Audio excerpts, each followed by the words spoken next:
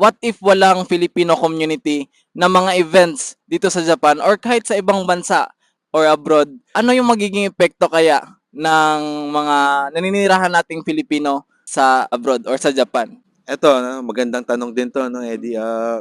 Kasi una-una sa lahat, ito yung ano natin, pinagkukuhanan natin ng happiness, eh. 'Pag walang event tulad ng mga ginagawa naming pag-organize, siguro malulungkot din sila, maghahanap sila ng mga source of happiness nila, ganyan. Napakalaking bagay talaga na magkaroon tayo ng event dito para malibang yung mga tao dito, mga Pilipino, lalo na yung mga bata kasi hindi lang para sa mga adult yung ginagawa na event.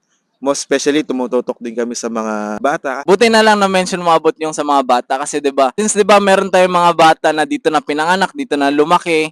So paano na lang kaya kung wala talaga yung Filipino community events? Hindi nila mararanasan or may impluwensyahan yung or paano yung kulturang Pilipino